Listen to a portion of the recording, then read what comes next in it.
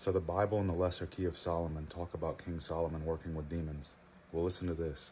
The pentagram they use in their prayer circles is an homage to the Ring of Solomon. Solomon called it a prayer circle. He used to use the names of God, Adonai, and different powerful names of God to keep the demons from getting to him while he's playing these games with them, interviewing them. He would summon them, milk them for information, forcing them to comply with the ring, and then basically saying, okay, you go over here. He would enslave them to build the temple of God. That's why they think all these rocks, the pyramids and stuff were built by these types of things. And so the Masons come out of this as well. One of the highest ranking demons that Solomon enslaves to be a worker in the temple, he makes him a stone cutter and a mason, which is where the Masonic order seems to come with this demonic. Does that make sense? It's like all tied together.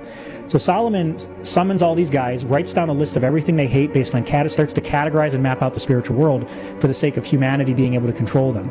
Because at this point, these things are running around tormenting the world. Solomon's trying to get a hold of it. And so he's basically the sorcerer supreme, if you think of it like that. He traps all that. He realizes that you can enslave the entire spiritual world if you get their bosses. They have to follow. There's even a theory, and I don't know if I agree with this, but it's just a theory, that the reason the angels followed Satan is because he was over a third of the army, and they had no choice. They were under his authority and had to obey. And so he basically screwed them over because their head led their body into hell, if that makes sense. Yep. And so I don't know if that's the case, but if you get these 72 highest ranking like Nephilim principalities and you enslave them, their whole hierarchy goes with them, and now you've cleared the world of demons, and guess what he trapped them in? What? A brass vessel, a lamp. This is where the legend of genies comes from.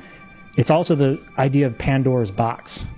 All the evil of the world trapped in one little bitty vessel, right? He throws it into the lake, drowning them, literally literally trapping the demons and the pigs like the spirits in a vessel, and then throwing that vessel into the water. It's the same pattern.